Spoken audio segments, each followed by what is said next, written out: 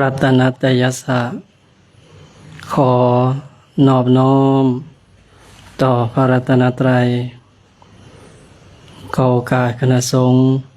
พระมหาเถรานุเถระครูบาอาจารย์ทุกองค์ขอความสุขความเจริญจงบังเกิดมีแก่ท่านผู้ประพฤติธรรมตลอดถึงองค์การจัดตั้งผู้ภาคส่วนและคณะญาติโยมที่ให้ความอุปถัมภ์ขับเคลื่อนงานปฏิบัติธรรมทุกท่านทุกคนในโอกาสนี้ต่อไปฟังธรรมเนาะเมื่อนี้คือต่างตาแท้เนาะ หลายกว่าเก่าเนาะมาเอาบุญขอนบ่ อนุโมทนานำผู้อาราธนาเทศน์เสมอเสียงมวลเสียงใสเหตุให้คนอยากฟังธรรมเนาะ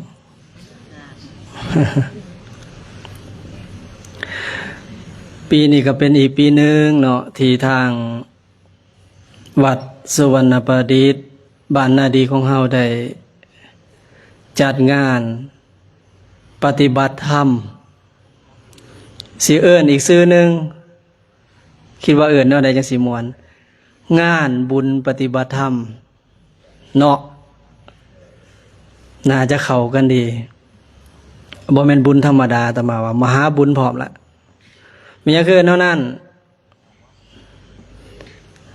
เมื่อกี้นี่พากันอิหยังก็อาจารย์ใหญ่เพิ่นพาว่าหยังปานาติปาตาเวรมณีสิกขาปะทังสมาธิยามิสมาทานศีลอัปเกียรติเจ้าของเลยได้น่ะบ่แม่นแม่ตู่ธรรมดาบ่แม่นพ่อตู่ธรรมดาละใดเป็นผู้มีศีลละใด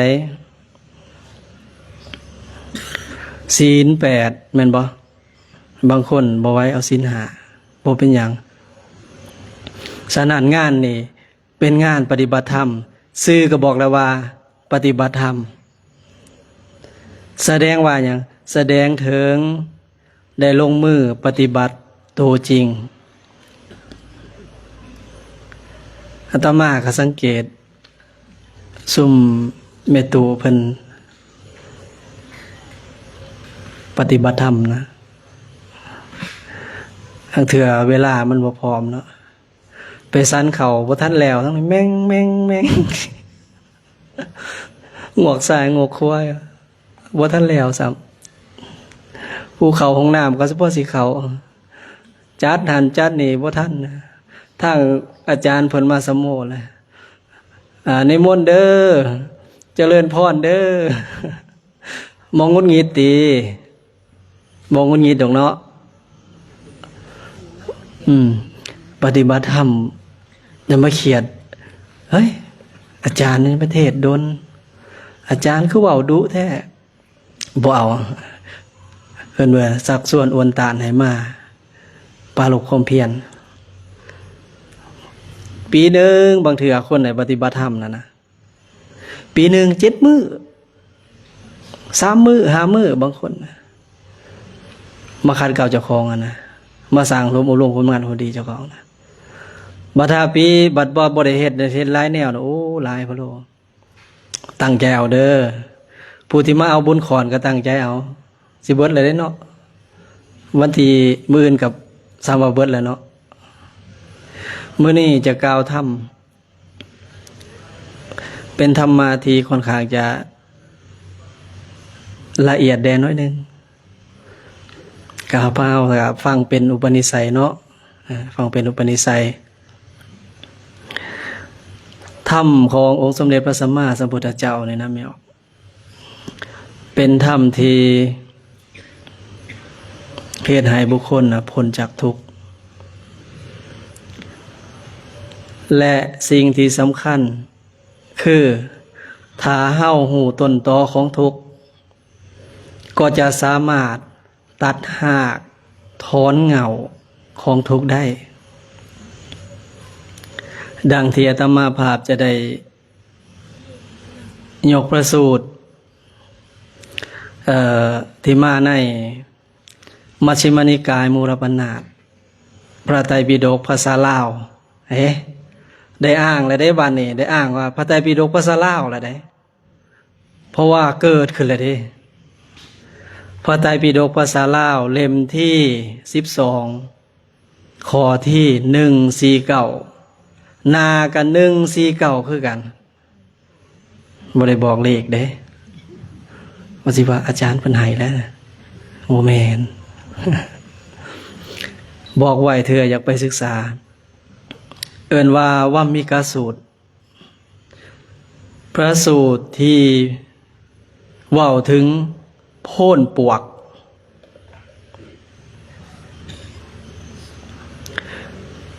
สมัยหนึ่งพระกุมารกัสสปะเพิ่นบวชใหม่ๆเพิ่นสวงที่เพิ่นปรารภความเพียรเพิ่นก็เข้าไปประพฤติธรรมปฏิบัติธรรม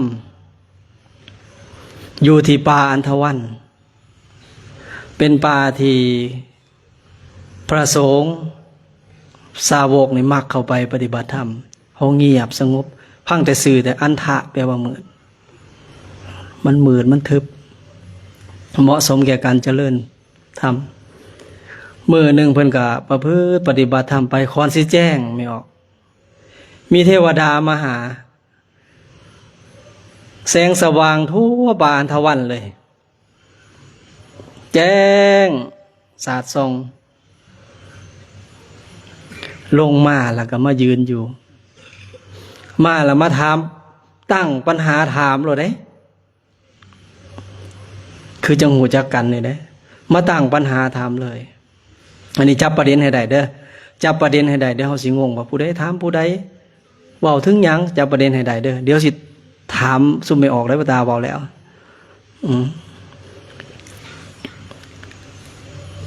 ถามว่าภิกขุโพ่นปวกเนี่ยกลางคืนโพ่นควันกลางเว้นลูกเป็นไฟมีพราหมณ์ผู้เป็นอาจารย์บอกให้ลูกศิษย์ชื่อว่าสุเมธว่าสุเมธเจ้าจงไปเอาเสียมมาขุดเบิ่งดูนี่คือปัญหาของเทวดาถามพระกุมารกัสสปะสุเมธก็ไปเอาเสียมมาขุดลงไปพ่อกรเหล็กริมสลักนะกรที่เขาเอาไว้ล็อกนะไปพ่อกรเหล็กก็บอกอาจารย์ผู้เป็นพราหมณ์ว่ากรเหล็กขะหน่อยอาจารย์ผู้เป็นพราหมณ์ว่าเจ้าจงเอากรเหล็กนะขึ้นมาแล้วขุดต่อไปไปพ่ออึ่งหูจักอึ่งอยู่ที่อึ่งมันห้องกบมันบ่มันห้องในใดอึ่งห้องออดว่ะ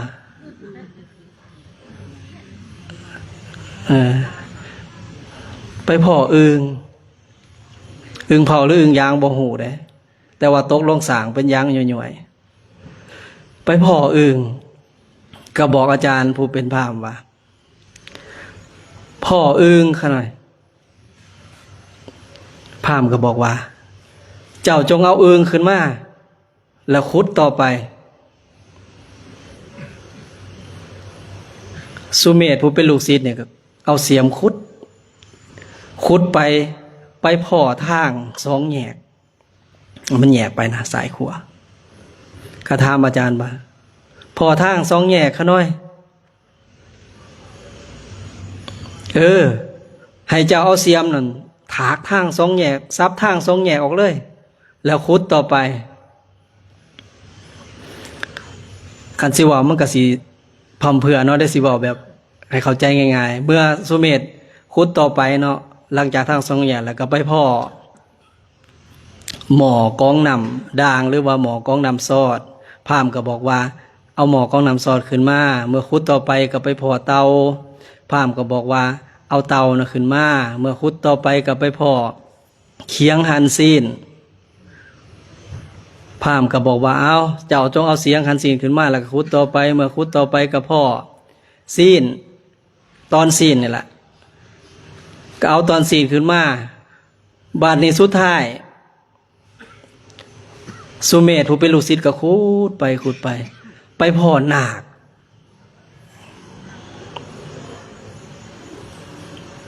ค่ะนาคโมแมนดอกพญานาคกัน ไปพ่อนาคพราหมณ์ก็บอกว่าให้นาคอยู่นั่นละอย่าเบียดเบียนนาคเจ้าจงเคารพเซิงนาคแปลกบ่ตัวอื่นเอาขึ้นหมดโอ้ยแม่มูนมาบ่เอ้ยมาเนาะโอ้แต่งสุดขาวแล้วงามเนาะแสกน้อยนึงแซวเพิ่นแม่ออกอุปถัมภ์อาจารย์มหาเวียงศักดิ์อาจารย์ปอทมหาเวียงศักดิ์แล้วบอกให้เบิด ปัญหาก็จบ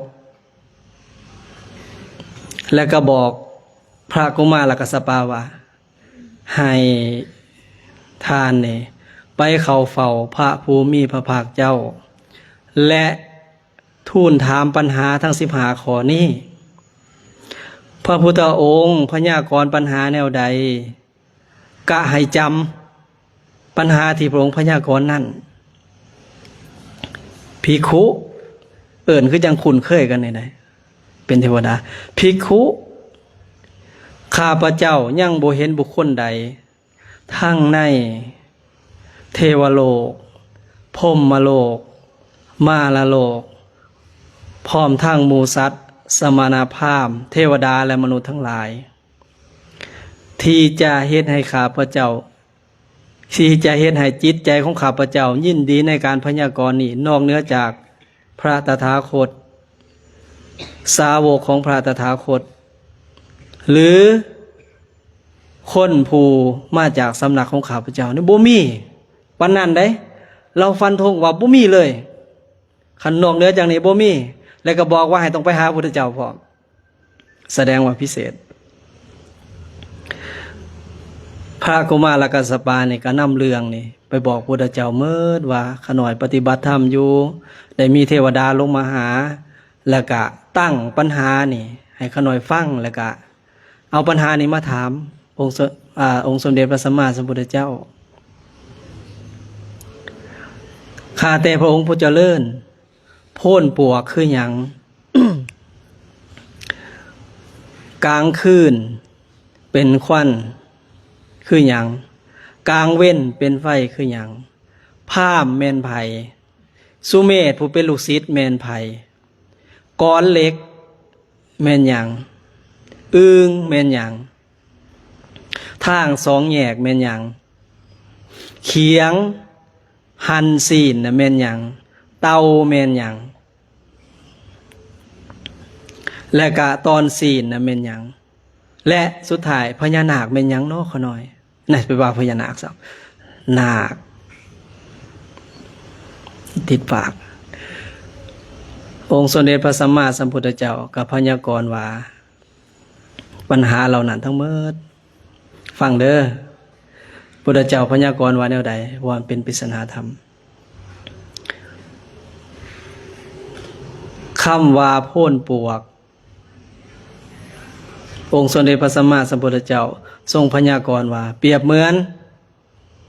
ห่างกายของเฮาเนี่ยกวางศอกยาวว่าหนาคืบอันประกอบโดยธาตุสี่มีหยังได้ไม่ออกเขาวัดจนแต่เตเป็นสาวจนปันนี่แหละธาตุสี่ธาตุดินธาตุน้ำธาตุลมธาตุไฟเก่งอยู่นี่นะตอบได้อยู่เอายับเข้าไปเลิกกุหันบัดนี้ในธาตุเรานั่นมีอาการ32นำเครื่องพาสูตร เกษาผมโลมาขนหน้าขาเล็บท่านตาแขวเจริญกรรมฐานไปนำเด้บางคนรับบ่ได้อุ้ยขี้เดียดว้าวจังสิเจริญกรรมฐานไปนำเจริญกรรมฐานไปนำอันนี้เป็นต้นเนาะบ้านนี้อันนี้คือถาดดินเนาะถาดน้ำกับประเภทน้ำเลือดน้ำเหลืองน้ำเหือมั่นขนน้ำตาพวกนี้เป็นต้นส่วนถาดไฟกับไฟในห่างกายไฟย่อยอาหารนี่เป็นต้นถาดลมตีขึ้นเบื้องเทิงลมพัดลงเบื้องต่ำลงในสองท้องนะอันนี้คือถาดลมประกอบด้วยธาตุสี่มีพ่อแม่เป็นผู้ให้กำเนิดเจริญด้วยข้าวสุกและขนมสดบ่อเทียงนี่ย่ำเลยบ่อเทียงต้องอบต้องนวดยอมแตกสลายมีความสะสายไปเป็นธรรมดาคืดเบิ่งแล้วแม่นอยู่ปะอันห่างกายนี่แม่นอยู่ปะแม่นอยู่ปะคิดว่าแม่นอยู่ปะคิดว่าซะบ่เหลือเนาะไปแน่นอนเป็นยังคือว่าต้องอบต้องนวดกระเบิงตีมานั่งดนๆน่ะแม่นอยู่บ่อาจารย์ใหญ่เพิ่นยังแซวอยู่อันลูกน่ะนะ เอายังลูกก่อนก็เอาทั้งหลังบางคนนั่นเพิ่มเอฟเฟกต์เขามาได้3ขาผมได้ผ้ามันไปคือจังเกวียนนี่นะประคับประคองมันไปเฮ็ดคุณงามความดีนี่ต้องโอบต้องบีบนวดยามเจ็บยามปวดก็บีบโอ้ใครแน่เนาะใครแน่ไปย่างสักพักหนึ่งมานั่งเอาอีกแล้วนวดอีกใครแน่อีกเอาแล้วซ้ำพ่อปันนันเอาได้แต่ใครแน่จะว่าเพิ่นให้เห็นความจริงเราเนี่ยอันนี้คือข้อหนึ่งเด้อข้อที่2จำซอยเนี่ยอาตมาสิลืมกลางคืนลุกเป็นควันไม่ออกคิดว่าเป็นอย่างโอ้ผู้ใดสิตอบได้คิดเบิ่งกลางคืนลุกเป็นควันฮู้เลยได้ว่าห่างกายเฮาเนี่ยแสดงว่ามีตัวตนแหละตัวตนคนแท้ๆกลางคืนเป็นควันก็เปรียบเสมือนพุทธเจ้าทรงพยากรณ์ว่ากลางคืนเป็นควันในที่นี้ก็เปรียบเสมือนบุคคลที่เฮ็ดเวียกในเวลากลางเว้นกลับคืนเมื่อไม่ยั้งมานี่นอนคืดสิคืดยังก็แล้วแต่คืดถึงเบียคืดถึงงานมันบ่ไม่มีเท่าแก่ในแห่งคิดร้ายตัวนี้เนาะวางแผนคนเฮ็ดหน้าก็คิดเรื่องหน้าคนเฮ็ดการตลาดก็คิดเรื่องการตลาดนักปฏิบัติธรรมได้บัดนี้ตรึกนั่นน่ะคิดมันก็สิมีคิดถึงกามวิตกพยาบาทวิตกวิหิงสาวิตกคือเรื่องกามคือเรื่องพยาบาทและคือเรื่องเบียดเบียนเขาก็จะแก้ด้วยเนคขมะวิตกอพยาบาทวิตกอวิหิงสาวิตกนะคือการผู้เฮ็ดเวียกที่มันก็คือนอนคืดข้อที่3พระองค์ทรงพยากรณ์ไว้ว่าพระองค์ทรงพยากรณ์คำว่าลูกใหม่ในเวลากลางเว้นตอบได้บ่ไม่ออกคิดว่าตอบได้จ้ะวะนอนคืนกลางคืนกลางเว้นมาเฮ็ดเวียกคืดวางแผนไว้แล้วกลางเว้นมากก็เฮ็ดเวียกคนควายเวียกงานอาบเหือตั้งน้ำอันเดนี่คือลูกใหม่ในเวลากลางเว้นข้อ3แล้วเนาะข้อที่4พระองค์ทรงพยากรณ์ปัญหาคำว่าพราหมณ์ ผู้เป็นอาจารย์พราหมณ์ผู้เป็นอาจารย์ในนี้พระองค์ทรงแก้ปัญหาว่าเป็นสื่อของตถาคตอรหันตสัมมาสัมพุทธเจ้าเฮาลองเดาไปบ้างเด้อลองคิดไปลวงหน้าว่าสิเป็นแนวใดเด้อผู้เป็นสัพพัญญูผู้เป็นคู่ของเทวดาและมนุษย์ทั้งหลายข้อใดล่ะ4เนาะ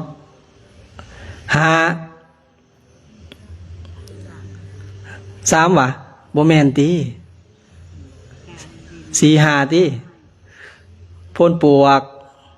กลางคืนกลางเว้นพาม4 5บัดนี้5พระองค์ทรงพยากรณ์ปัญหาข้อที่5คำว่าสุดเมธผู้เป็นลูกศิษย์แม่นไผพระองค์ก็พยากรณ์ว่าภิกขุผู้เป็นเสขะคำว่าเสขะในที่นี้คือภิกขุที่ยังต้องศึกษาในอธิศีลอธิจิตและอธิปัญญาสิกขาคือยังบ่ทันได้บรรลุเป็นพระอรหันต์นะพอให้ฟังง่ายๆก็ยังต้องศึกษาในสิ่งเหล่านี้อยู่มันนี้ปัญหาข้อที่6พระองค์ทรงพยากรณ์ไว้ว่าคำว่า6นี่คำว่าเสียมพระองค์พยากรณ์ว่าปัญญาอันประเสริฐปัญญาเพิ่นกล่าวไว้ในอรรถว่าเป็นปัญญาทั้งโลกิยะปัญญาและโลกุตระปัญญาทั้ง2อย่าง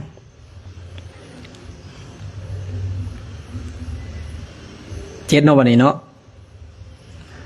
ปัญหาข้อที่7พระองค์ทรงพยากรณ์คำว่า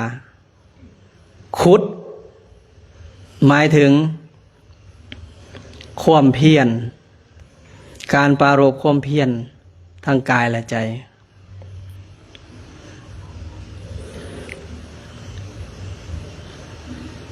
7 8เนาะบัดนี้เนาะ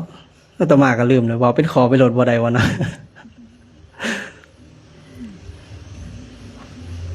ต่อไปพระองค์ทรงพยากรณ์คำว่ากรเหล็กคำว่ากรเหล็กในที่นี้คืออวิชชาอวิชชาแปลว่าความบ่ฮู้ในอริยสัจสี่บ่ฮู้ในทุกข์บ่ฮู้ในเหตุให้เกิดทุกข์บ่ฮู้ความดับทุกข์บ่ฮู้ข้อปฏิบัติให้ถึงความดับทุกข์คืออวิชชาต่อไปพระองค์ทรงพยากรณ์คำว่าอึ่ง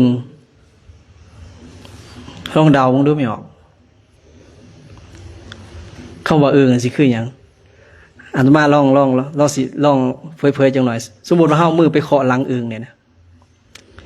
มันสิโพ่งขึ้นแม่นบ่โพ่งขึ้นแล้วก็ขาวิดดิน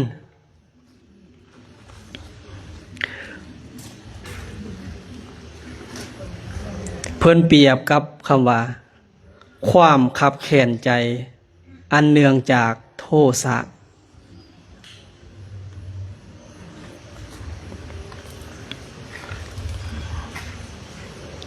ต่อไปพระองค์ทรงพยากรณ์คำว่าทาง2แยก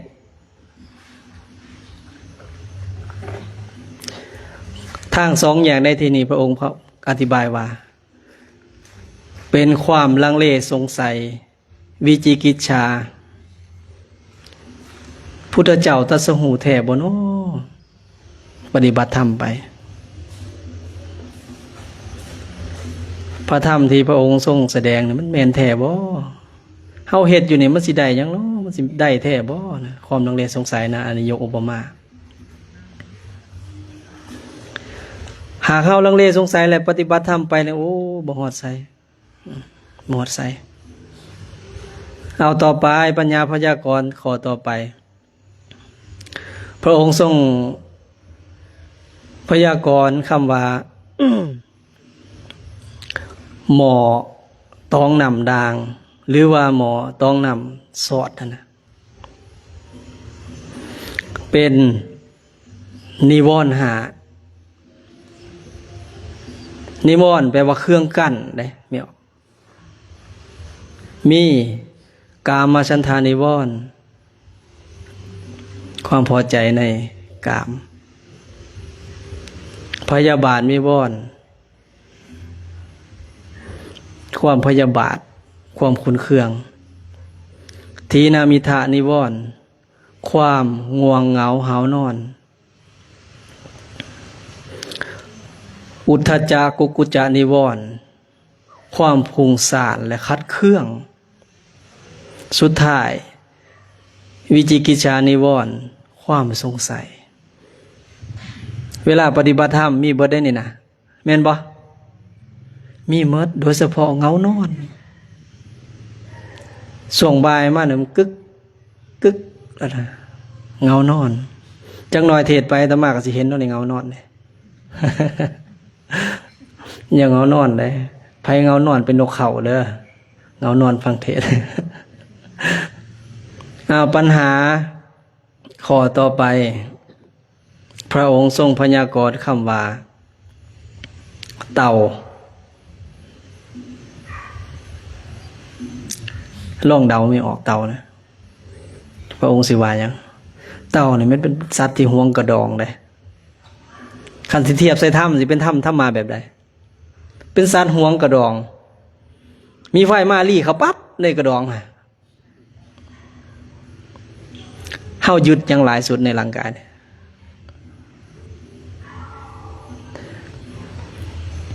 รูปูปาทานาคันโท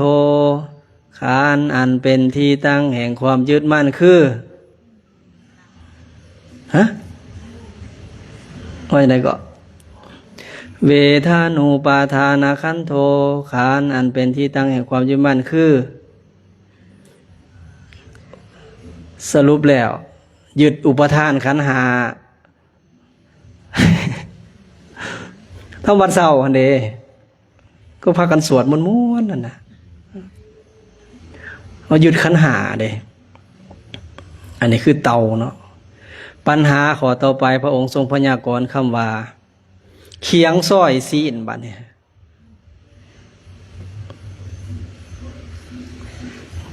พระองค์ก็บอกว่า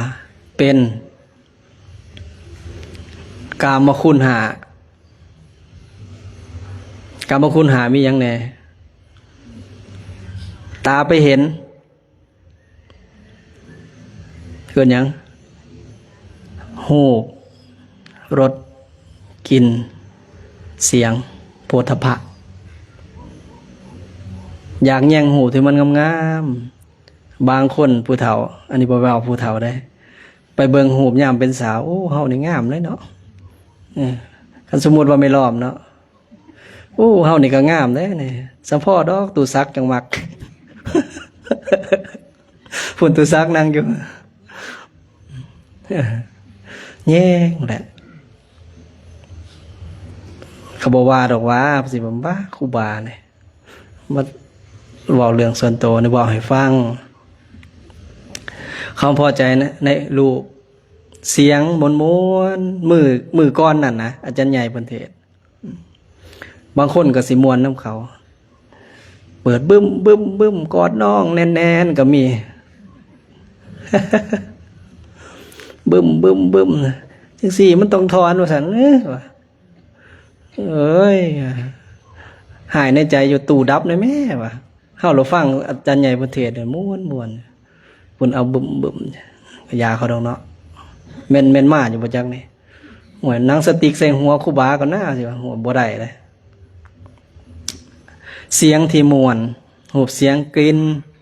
นที่หอมเนี่ยดอกไม้หลายๆเนี่ยนี่กลิ่นที่หอมเอามาบูชารสที่แซ่บสัมผัสที่นุ่มนวลอันนี้กระติดเนาะแต่พระพุทธเจ้าพยายามละว่าผู้สิออกจากโลกนี่มันต้องท่วนกระแสกิเลสเดี๋ยวได้ไม่ออกเช่นเอาหูงามๆมาว่างไว้นี่กับหูปสุภามาว่างไว้มันจิแนมแต่หูงามๆฮะอาตมาก็ร้องแหละ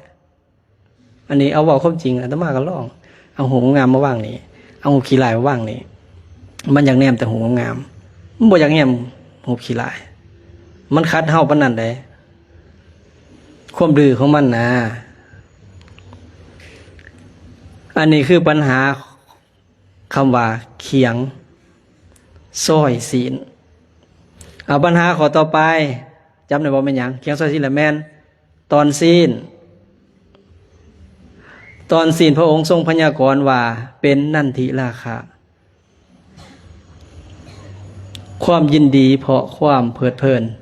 ความเพลิดเพลินยินดีเพิ่นให้ละความเพลิดเพลินจังสิไปสู่ภพภูมิจังสิไปสู่มรรคผลนิพพานขอสุดท้ายอันนี้คือสิแม่นอยากฟังขนาดได้เนาะคำว่านาคนี่นะ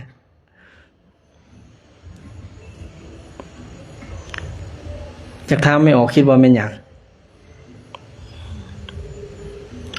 สายาตมานาควะโรกันนาคตัวนี้แหละ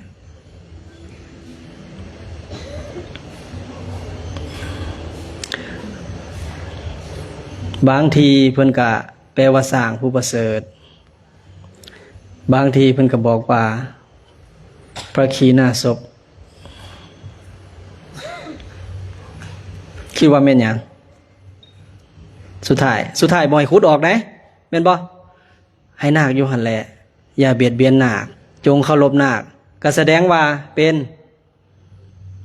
มิตรให้ช่วยเลือกเด้เมื่อกี้น่ะแสดงว่าเป็นพระขีณาสพเด้คนแนวบ่ดีให้ขุดออกเบิดเลยเด้เหลือแต่พระขีณาสพเจ้าจงเคารพและนอบน้อมบัดนี้เฮามาทำความเข้าใจหลังจากแจกแจงมาแล้วหูทุกอย่างแล้วเพิ่นเปรียบเสมือนโพนนี่ห่างกายประกอบเข้าอีกความตึกกลางคืนกลางเว้นมีพราหมณ์เป็นพระพุทธเจ้ามีสุเมธเป็นลูกศิษย์กำลังสิบอกหยังมีอาจารย์แล้วก็มีลูกศิษย์แสดงว่าเทวดาที่ตั้งปัญหาถามแล้วนะซ้ำว่าบอกให้พระกุมารกัสสปะเนี่ยนะมาฝึกกรรมฐานตัวนี้ไหนแล้วก็เพื่อนกับเอากรรมฐานตัวนี้แหละมาฝึกก็ได้บรรลุซึ่งมรรคผลนิพพานได้จำได้บ่มีหยังแน่มีพ่นปวกก็แปลว่าห่างกายของเฮาลูกใหม่ใน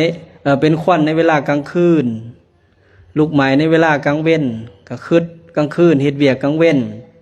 พราหมณ์ก็เป็นพระสัมมาสัมพุทธเจ้าสุเมธหรือลูกศิษย์ก็เป็นภิกขุเป็นเสขะบุคคลผู้ยังต้องศึกษาในศีลสมาธิปัญญาคำว่าเสียมก็แปลว่าปัญญาอันประเสริฐคำว่าขุดก็แปลว่าปราลบความเพียรคำว่า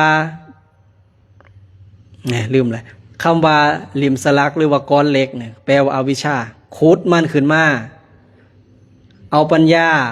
เอาความเพียรขุดเอาวิชาขึ้นมาตัดหากถอนเหงาเอาวิชาอันนี้กันมาประกอบเข้ากันเป็นบ่ขุดขึ้นตัดหากถอนเหงาเอาวิชาต่อไปก็แปลว่าความขับแค้นโทสะผู้ใดเหียนอภิธรรมเมนุษย์โทสะมูลจิตดวงที่เท่าใดหั่นนี่ร้องแล้วบัดนี้ คันไม่ร้องมาเหียนนำนี่คักโลดนะนี่นะเนาะ โทสะความขับแค้นกะขุดมันขึ้นมาต้านหากถอนเหงาโทสะสาทางสองแยกความลังเลสงสัยในพระพุทธพระธรรมพระสงฆ์ในการปฏิบัติในการตรัสรู้พระพุทธเจ้าถากมันออกมันบอกพราหมณ์บอกถากมันออกซะเพิ่นเปรียบไว้ในอรรถกถาว่าคนที่มีความสงสัยเนี่ยเปรียบเสมือนบุคคลที่มีทรัพย์ย่างในทางเปรี้ยวในทางทุรกันดาร เอาง่ายๆคือหม่องเป็นตามีโจรน่ะไปพอทางสองแยกล่ะไปไสนอบัดนี่ก็ไปนั่งอยู่หั่นซะโจรมาบัดนี้เขาสิเฮ็ดหยังบัดโจรเห็นทรัพย์หลายๆแบกซอยวะเบียดเบียนขาทิมการปฏิบัติธรรมการลังเลสงสัยก็บ่ไปหอดใส่นะความหมายเอาต่อไปหมอกองน้ำด่างแปลเสมือนของนิวรณ์กระตัดหากถอนเหงาคุดออกด้วยปัญญาที่อบรมมาด้วยความเพียรคุดหากถอนเหงามันออกต่อไปกะเตากับอุปทานขันธ์ห้ากะทุดหากถอนเหงามันออกต่อไปไม่ยังจำได้อยู่บ่เขียงโซซีนไม่ยังหรือเปล่าเนี่ยนั่นที่บ่แมนกรรมคุณหาเมตู่ผ้าหลงได้เนี่ยนะกัดตัดหากถอนเหงามันขึ้นมาบาดนี้สิ้นก็นั่นทีราคะความเปิดเพลินกะละความเปิดเพลินเมื่อคุดตัวนี้ออกเบิดเหลือหยังเหลือความเป็นอริยะเอาเบิดเลยเด้หน้าขาหนักก็เป็นอริยะบัดนี้เฮามาทำความเข้าใจว่าเทวดานั่นเป็นหยังคือมาบอกเพิ่นได้บาดเวลาอยู่ไสอ๋อยังหลายอยู่เนาะเทวดาเป็นหยังคือมาบอกเพิ่นมีความเกี่ยวพันจังไดต้องย้อนไปพุ่นนะสมัยพระพุทธเจ้าพระนามว่ากัสสปะมีพระภิกขุ5 องค์ได้มีศรัทธาได้เข้ามาบวชในพระพุทธศาสนาแต่ว่าศาสนาในทรงนั้นเป็นบั้นปลายแท้ๆนะเขามาบวชแล้วก็เห็นพระสงฆ์สามเณรตลอดถึงญาติโยมเนี่ยเหยียบย่ำธรรมวินัย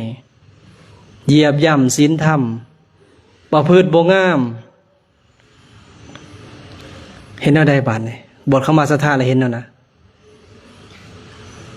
ก็มาร่วมกันคนมีใจคือกันนะก็มาร่วมกันโอ้เฮาบวชโดยศรัทธานะมาเห็น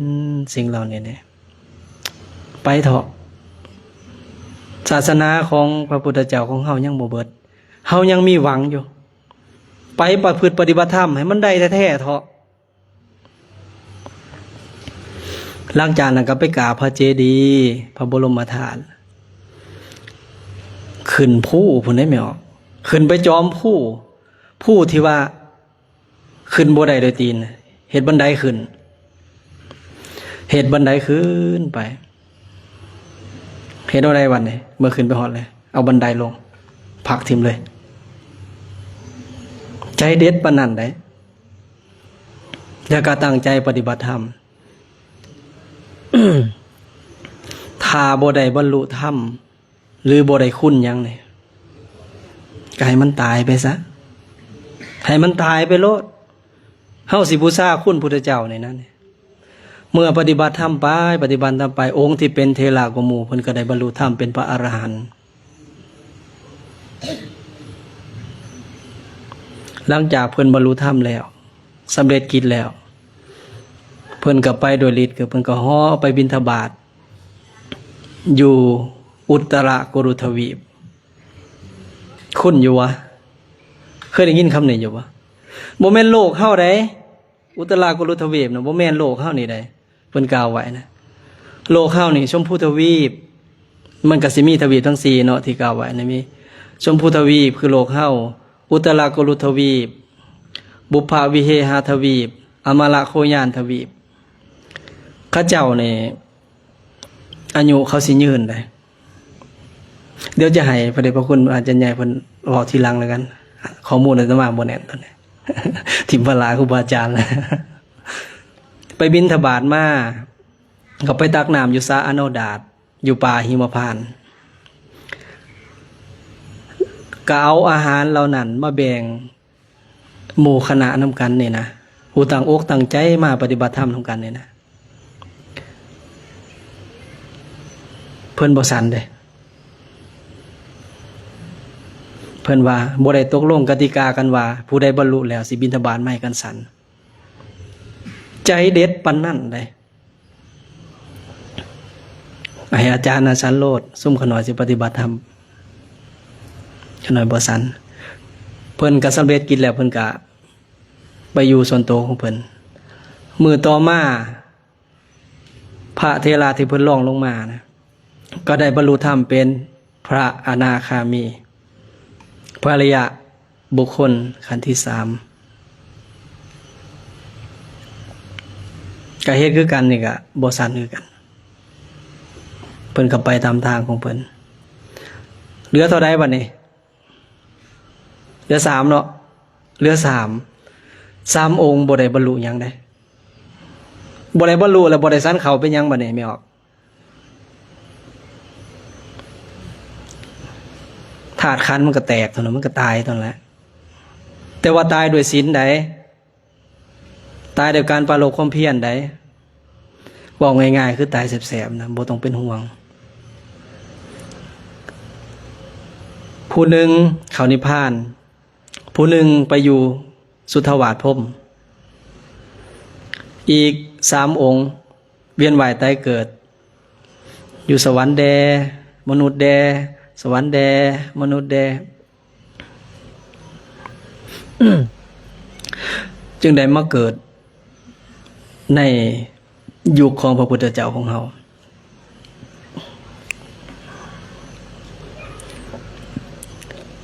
องค์ที่หนึ่งไปเกิดเป็นเจ้าปกุสาติอันนี้ก็ได้บวชแต่ว่าก็ถืองัวส้นตายแต่ยังดีที่ว่าเพิ่นได้บรรลุธรรมผู้ที่2ผู้บรรลุธรรมไว้กว่าหมู่เป็นไผจำได้อยู่บ่เอาเบิ่งทดสอบเมตูอันผู้เฮียนนำอันจันใหญ่นี่แหละนี่บรรลุธรรมไว้กว่าหมู่น่ะพาหิยะทารุตพระพาหิยะพระพาหิยะนี่เพิ่นไปลองเรือเนาะไปลองเรือแล้วก็เรือลมเรืออับปางบ่มีหยังใส่เอาเปลือกไม้มาใส่คนทั้งหลายก็เห็นอุ้ยพระอรหันต์ได้นี่บ่ยึดถือเลยแต่ก่อนหั่นนะบางเทื่อมันก็แปลกๆเนาะความเชื่อของเฮาเนี่ยพวกที่นุ่งล่มห่มฟ้าน่ะนะป่าเปื่อยเนี่ยเขามองว่าเป็นพระอรหันต์เพราะว่าบ่ยึดถือเลยในทางกายนี่นะอินเดียนี่หลายได้ไปยามเขาเจ้านะหลายอยู่แต่เฮาไปบ่เห็นกันไปก็ไม่ออกบ่กล้าไปดอกเนาะ คนทั้งหลายก็เชื่อว่าเราเป็นอรหันต์ก็เอาของดีๆมาให้ของแซ่บๆมาให้สำคัญเจ้าของว่าเป็นอรหันต์แล้วบาดนี้โอ้เฮานี่อรหันต์นะเทวดามาเตือนอีกเด้คิดว่าเทวดาน่ะเป็นไผมาเตือนฮะผู้เป็นพระอนาคามีอยู่สันสุทธาวาสเนาะนี่ฟังอยู่สาธุสาธุแสดงว่าเทวดาตนนั้นกับเทวดาที่เตือนพระกุมารกัสสปะองค์เดียวกันอยู่ปะผู้เดียวกันหลังจากขึ้นไปอยู่สันสุทธาวาสแล้วกันขึ้นหอดหมู่นะก็สิขึ้นหอดหมู่คณะอยู่ไสน้อซองลงมาเบิ่งผู้หนึ่งเจ้าปุกุสาติก็เสียผู้ที่2ก็มาเห็นพาหิยะกำลังหลงอยู่ กำลังหลงว่าเจ้าของเป็นพระอรหันต์ไปเตือนสติเพราะว่าพาหิยะเจ้าน่ะบ่แม่นอรหันต์ดอกเจ้าบ่แม่นพระอรหันต์และปฏิปทาเนี่ยของเจ้าก็บ่เป็นไปเพื่อพระอรหันต์พูนพระอรหันต์อยู่พุ่นก็บอกว่าให้มาหาพระพุทธเจ้าแล้วก็เล่นมาได้คนที่มีอุปนิสัยนะฟังเด้อคนที่มีอุปนิสัยนี่ถ้ามีผู้ใดเธอมีบัณฑิตเตือนนี่สิมีสติทันทีเลยได้เพิ่นก็เล่นมาก็มาฟังธรรมตอนพระพุทธเจ้ายังเฮ็ดกิจอยู่นะก็ขอฟังพระพุทธเจ้าก็บอกว่าเฮ็ดกิจแล้วก่อนอยากฟังแล้วก็ยังว่าพระองค์รับประกันได้ชีวิตเขาหน่อยได้บ่ว่าหลังจากพระองค์เฮ็ดกิจแล้วเขาหน่อยสิบ่ตายพระองค์ก็รับประกันบ่ได้พระเจ้าก็แสดงธรรมสั้นๆให้ฟังด้วยที่ว่าเพิ่นสั่งสมบารมีมาหลายแล้วมันเต็มเปี่ยมแล้วนะแม่ฟังคำสั้นๆนะก็ได้บรรลุธรรมเป็นพระอรหันต์เมื่อบรรลุธรรมแล้วสิมาอยู่แบบใส่สุดแบบนี้บ่ได้แล้วแม่นบ่ก็ต้องใส่ยูนิฟอร์มแบบนี้แล้วบาดเนี่ยสินะก็ต้องหาผ้าปกติผู้บวชนะผู้บวชจากเอหิภิกขุอุปสัมปทาเนี่ยส่วนหลายเลยสิมีผ้าทิพย์มาถึงผ้าถึงบาทมาแต่ว่าเพิ่นบ่ได้ทานจุดนี้เขามาทานนี่เลยเด้เขามาหาทานอีกแล้วขาดทานบ่ได้เพิ่นก็ไปหาผ้ามาก่อนไปแล้วก็ไปถือนางยักษินีผู้เป็นกูกรรมกูเวรแปลงเป็นแมงงัวส้นก็ตายก่อนตายก็บ่มีปัญหาเพราะว่าเพิ่นเป็นพระอรหันต์ก็เข้าสู่มรรคผลนิพพานผู้นี้ไปแล้วก็ยังเหลือพระกุมารลักษปาของเฮาได้เด้เพิ่นก็มาเตือนเห็นบ่มาตั้งปัญหาปริศนาธรรมถามหลังจากนั้นพระกุมารลักษปาก็เอาตัวนั้นมาเป็นกรรมฐานก็ได้บรรลุธรรมเป็นพระอรหันต์นี่คือกัลยาณมิตรสรุปง่ายๆถ้ามามื้อนี้ก็คือการสั่งสมบุญกุศลสร้างเหตุสร้างปัจจัยฟังสุตตะหลายๆฟังหลายๆเมื่อฟังหลายๆแล้วสั่งสมหลายๆแล้วเฮาก็จะเข้าสู่มรรคผลนิพพานได้ง่ายถึงบ่ทันได้สู่เข้าพ้นมรรคผลนิพพานก็จะเว้นว่ายตายเกิดอยู่ในภพภูมิที่ดีเอิ้นว่าสุคติไปเทวดาไปมนุษย์ไปเทวดาไปมนุษย์โดยเฉพาะขึ้นไปเป็นเทพอายุเข้าหลายอายุเฮานี่น้อยคันสิเทียบกับเทพเช่นสันจาตุมเนี่ยภูมิมานังเทวานังสัทธังสุตวาเนี่ย1 มื้อของเขา50 ปีเฮาได้เทียบกันบ่ได้หั่นนะเพิ่นจะว่าอายุของเฮานี่น้อยแล้วหั่นนะก็ยังบ่ฮู้ว่าจะสามารถใช้ชีวิตนี้ได้โดนปานใด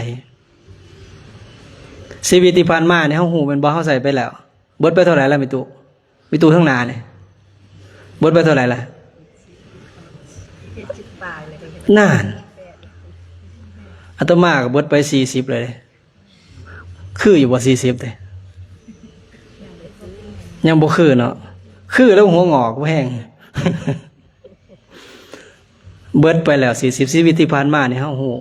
แต่ชีวิตที่เหลือบ่ฮู้ดังคำบาลีที่ว่าชีวิตตังพยาธิกาโลจะเทหานิเคปนังคติปัญเจเตชีวะโลกัสสมิงอนิมิตานานายะเลธรรมหาอย่างที่บ่มีนิมิตหมายบอก 1. ชีวิต 2. พยาธิหรือพยาธิ 3. การ 4. เทหานิเคบอนเอ็นหลังนอนเธอสุดท้าย 5. คติที่ไปฟังตื่มอยู่บ่ฟังตื่มเนาะเพื่อความเข้าใจ ชีวิตเฮาบ่ฮู้ว่าชีวิตของเฮานี่จะส่ำใดเมื่อได้มาแล้วก็บ่ฮู้ว่าจะอยู่ในโลกนี้ฮอดใส่มันบ่บอกได้แม่นบ่บางคนเสียแต่ในท้องได้เกิดมาแล้วบางคนออกมาซ้ำหนึ่งตายวัยกลางคนวัยเฒ่ามีหมดบางคนเห็นคุณค่าของชีวิตยามเจ็บยามป่วยยามเฒ่าก็อยากอยู่นำคนหักอยากอยู่นำลูกอยากอยู่นำหลานอยากใส่ชีวิตใกล้ชิดกับคนที่เจ้าของหักอันนี้เห็นคุณค่าของชีวิตที่ยังเหลือน้อยๆนี่อาตมาดีใจนำแม่เพิ่นมานั่งนะแม่นุชเพิ่นเอาแม่เพิ่นมานะดีใจนำได้ยินอยู่บ่เนาะได้ยินผลแล้วเนาะยิ้มเปื่อยๆบางคนเห็นคุณค่าชีวิตที่มันน้อยกะมาเฮ็ดคือเฮานี่แหละมีโอกาสก็มาบวชถือศีลปฏิบัติธรรมสั่งสมไว้มากเกียมตัวไปหนนะเพิ่นจะเอิ้นว่าเกียมโตก่อนตายเกียมกายก่อนแต่งเกียมน้ำก่อนแลงเกียมทรัพย์ก่อนไป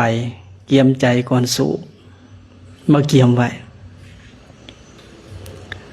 ชีวิตเป็นของหน่อยและบ่มีนิมิตหมายบอกลงหน้าว่าสิเบิดไปจำใดเอา2บัดนี้พยาธิโรคพยาธินี่นะมันบอกก่อนอยู่ว่าวันที่9 เดือน 3เด้อเจ้าสิแขวร่อนเจ้าสิเจ็บขาเจ้าสิตาลายเจ้าสิมึนหัวเจ้าสิเจ็บแขนบ่บอกอยากมาแล้วมาโลดเฮาอุตส่าห์ดูแลมันเนาะร่างกายเนาะของดีๆแซ่บๆพามันกินเสื้อผ้าดีๆนุ่งบางคนอยากงามแฮงไปเฮ็ดชุแนวอันนี้บ่ว่าให้ได้อันนี้ยกมาซื่อๆบัดสิไปบัดสิเป็นบ่บอกจักดี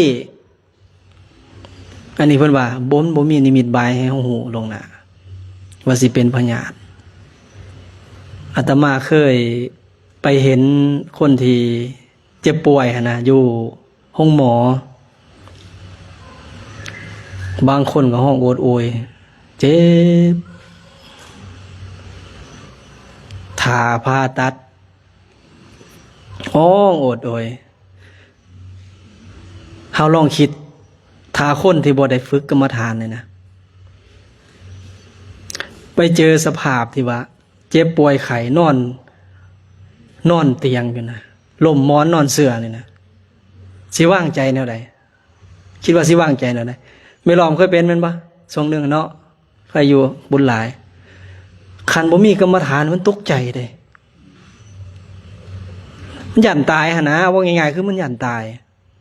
ช่วงนึงอาตมาไปเรียนอยู่ไทยเนาะแต่ก่อนเพิ่นเป็นพระวัยรุ่นนะปากข้างนี้เบี้ยวได้ตานี่ก็บ่รับใช้งานบ่ได้เส้นประสาทที่7บ่ทำงานบอกว่าจังซี่นะตกใจเด้ป้ายังหนุ่มยังหน่อยจะมาปากบิดโอ้ยอายเลยเขาปฏิบัติธรรมจำได้ตอนนั้นนะไม่มีเขาปฏิบัติธรรมอยู่ปากบิดบ้านไปหนวดหมอเขาบอกหนวดมือละหลายๆเถื่อแล้วจนบิดเบิดแถวนี่ฮะบิดเบิดเลยกินยาในซ้ำสิกินบัดสิเศร้าไปฟังเข็มเต็มหนาเลยได้เข็มนะฟังเต็มเลยก็ยังว่าบุญก็ยังว่ามันเศร้านะบุญอยู่ดอกเห็นบอกบางเรื่องมันเศร้าได้ไหมไม่มีเห็นบอกเจ้ามันว่างแล้วนะกูจิตเป็นทุทีบตั้งใจปฏิบัติมันว่างนะ ตั้งใจปฏิบัติแล้วบุญมันเกิดอันนี้มันก็บ่บอกลวงหน้าคือการตื่นขึ้นมาตี 3อะไรตาบักครั้งนึงคือรับบ่ได้ย่างจงกรมจ้ะอันนี้ก็บ่บอกบุคคลที่ได้ฝึกกรรมฐานนี่นะเกิดเหตุการณ์แบบนี้เขาเจ้าสิพ่อมีที่ยึดเหนี่ยวนะพระเดชพระคุณพระอาจารย์ใหญ่เพิ่นเทศน์ว่ายึดเหนี่ยวพระรัตนตรัยเนาะมีพระรัตนตรัยเป็นยึดเหนี่ยวแล้วก็มีกรรมฐานเบิ่งลมหายใจเขาออกเบิ่งลมหายใจเขาออกเจริญกรรมฐานครูบาอาจารย์บางองค์บอกหมอได้ว่าหมอผ่าตัดนี่ใช้เวลาส่ำใดบ่ต้องฉีดยามึนบ่ต้องฉีดยาสลบเพิ่นสิเข้าฌานนั่นน่ะพอเวลาผ่าแล้วมันก็สิออกมาระดับนั้นเลยครูบาอาจารย์ก็เคยไปถามผู้ที่เป็นป่วยพอตู้เป็นจังได้ไปเทศก็จะฟังพอตู้น่ะเราบ่ค่อยคือหมู่นะหมู่แล้วหน้าบิดหน้าเบี้ยวแล้วก็นิ่งๆของเราโอ้ที่ไหนล่ะเราเป็นจิตจานเก่าเราเคยฝึกแต่คนบ่เคยฝึกนี่โอ้มันย่านนะจังว่าเฮามาฝึกนี่ดีเด้อมาฝึกจังซี่นะบ่แม่นสิฝึกแต่อยู่นี่ได้ฝึกตลอดอยู่บ้านอยู่เฮือนนี่เอาทำจากครูบาอาจารย์เอาหลักการจากครูบาอาจารย์ไปแล้วเฮ็ดได้ชั่วโมงเบิ่งลมหายใจเข้าออกซื่อๆแนวดีๆสิเกิดขึ้นลองเบิ่งบ่เชื่อแนวดีๆเกิดขึ้นอันนี้คือพญาติมันบ่บอกเฮา3การเวลาตายนะท่านบอกอยู่บ่เจ้าอายุ80เด้อเวลา9:30เจ้าสิเบิดลมหายใจบ่มีทางบอกครูบาอาจารย์บ้านเฮานะเพิ่นมรณภาพไปแล้วล่ะเพิ่นไปปฏิบัติศาสนกิจเพิ่นก็เป็นโรคนี่ล่ะก็ไปเสียอยู่ช่วงไปปฏิบัติศาสนากิจคือตายค่านาทีนะก็ดีอยู่ดอกแต่ว่าเฮายกออกมาว่ามันบ่บอกลงหน้ามันอยากไปยามใดมันก็ไปของมันนะมันบ่บอกเวลาเฮาจังว่าการเวลานี่โบราณเพิ่นเคยเว้าไว้ว่าการเวลานี่มันกลืนกินสรรพสัตว์กับทั้งโตของมันเองกาโลคสติภูตานิสภาเนวสหัตนาการเวลายอมกลืนกินสรรพสัตว์กับทั้งโตของมันเองคันมันกลืนไปเฮาก็เจ็บมันก็ป่วยเฮาก็แก่โบราณเพิ่นจังตั้งคำถามมาเป็นปริศนาธรรมว่าพญายักษ์ตนหนึ่งเคยเว้าแล้วล่ะเดี๋ยวสิถามพญายักษ์ตนหนึ่งมีตา 2 ข้างเนี่ยแนมละแม่นอยู่บ่ล่ะพญายักษ์ตนหนึ่งมีดวงตา2 ข้างข้างหนึ่งแจ้งข้างหนึ่งมืด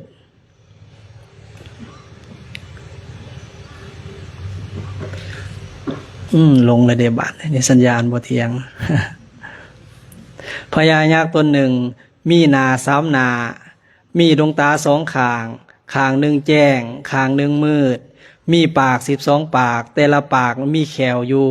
30 เล่มกินสัตว์ทั่วปฐพีพญายักษ์ตนนี้ได้แก่หยังไม่มีจำได้อยู่เนาะไปบอกอยู่อินเดียเด้ได้แก่การเวลาพญายักษ์ตนหนึ่งมีหน้า3 หน้าหน้าร้อนหน้าหนาวและหน้าฝนมีตา2 ข้างข้างหนึ่งแจ้งข้างหนึ่งมืดมีกลางเว้นแล้วก็มีกลางคืนมีปาก12 ปากแต่ละปากในมีแขวอยู่30 เล่มเดือนหนึ่งมีปีหนึ่งมี12 เดือนเดือนหนึ่งมี30 มื้อโดยประมาณแม่นบ่กินสัตว์ทั่วปฐพีพญายักษ์ตัวนี้ได้แก่การเวลาเด้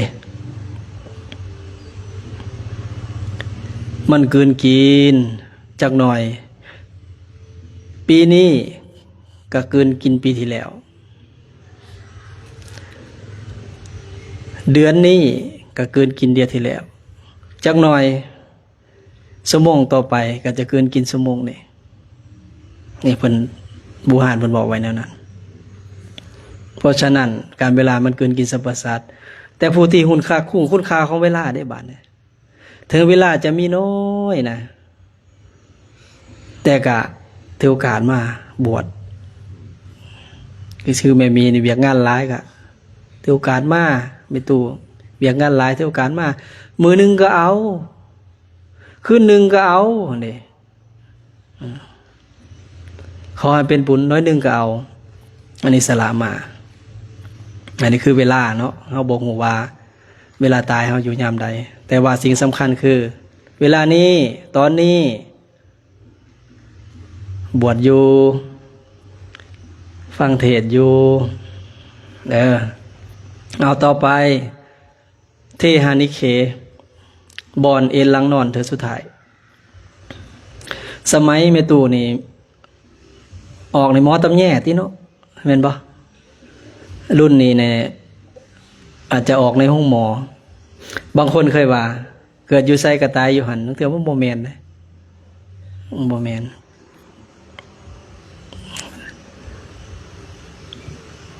บอนเอ็นหลังนอนเธอสุดท้ายครับกับบงหูว่าเฮาสิไปเอ็นหลังนอนมองใดเธอสุดท้าย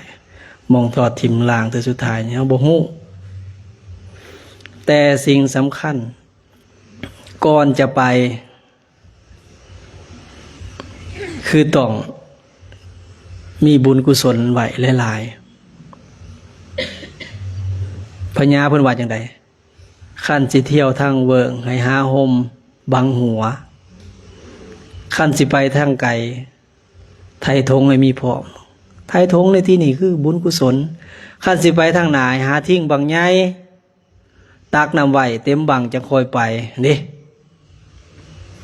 เอามาเทียบง่ายๆคือบุญกุศลนั่นล่ะสิตายหมองใดก็ยามันตายมาหลายภพหลายศาสตร์แล้วล่ะเสื้ออยู่บ่แม่ออกกระดูกนี่ของถ่วมภูเขาตายมาหลายภพหลายศาสตร์แล้วขันตายโดยบุญนี่บ่มีปัญหาเห็นบอกพระเทระผู้เพิ่นไปปฏิบัติธรรมบ่ตายอยู่ผู้มีไผฮู้ซ้ำพ่อแม่พี่น้องครูบาอาจารย์บ่ฮู้แต่ว่าเพิ่นบ่ได้ตกต่ำเด้ตายด้วยความดีตายด้วยบุญกุศลตายด้วยความเพียรนี่อันนี้คือมองทิมล่างตัวสุดท้ายของพระโหบ้านนี้คติอยากถามไม่ออกได้บ้านนี้ส่วนถามก่อนเดี๋ยวสิเงานอนคติที่ไปนี่นะมองได้จักอย่างไม่ออกตายถ้าสมมติว่ามีคนถามตายแล้วไปใส่ตอบได้จักอย่างต้องถามว่าผู้ได้ตายอีกไหนการคือเมตุผู้ยังเกี่ยวของอยู่ในกรรมคุณอยู่แต่ว่าเฮ็ดบุญขณะจิตสุดท้ายจำกรรมฐานครูบาอาจารย์เพิ่นบอกโอ้ได้บูชาดอกไม้นำพระอาจารย์เพิ่นบูชาซุมื้อได้สวดอิติปิโสได้ไหว้พระสวดมนต์โยโสภควาอะระหังสัมมาสัมพุทโธพระผู้มีพระภาคเจ้าพระองค์ใดเป็นพระอรหันต์สินะแล้วนึกถึงคุณพุทธเจ้าสิไปใส่ไม่ออกวะอาจารย์ประเทศมื้อนะสุขติตามกำลังอินทรีย์ตามบุญของเราแต่สมมุติว่าอันนี้มันบ่ได้บอกถึงว่าเจ้าสิบทขาวหรือบ่บทขาวได้สมมุติว่าไม่ออกนึงเนาะบทขาวบัดสิไปผัดคืนหอดลูกคืนหอดล้านคืนหอดนานคืนหอดเนนะพะวงมันนะไปทางบ่แม่นแล้วนะ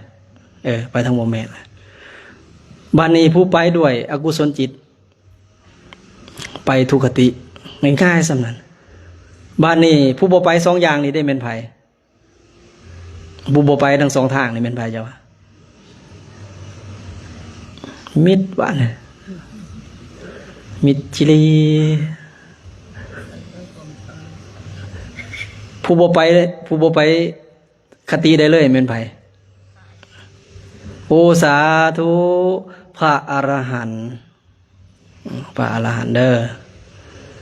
บ่ไปใส่บ่ของในบุญบ่ของในบาป พระอรหันต์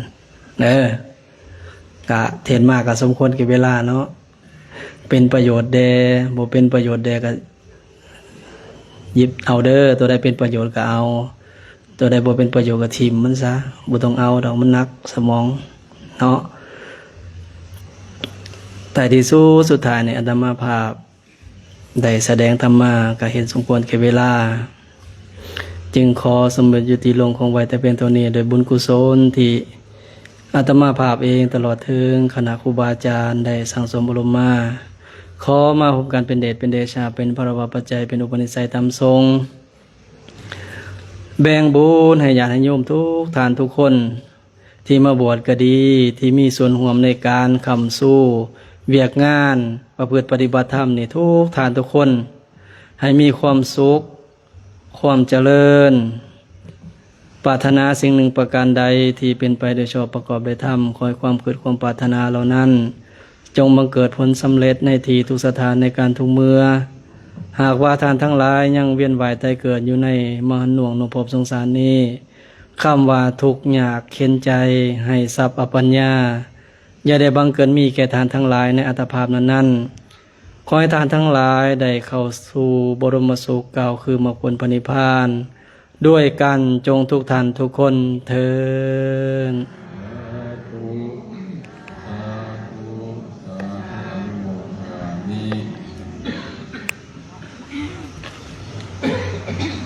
ที่เทศจบลงกับอาจารย์ผมคิด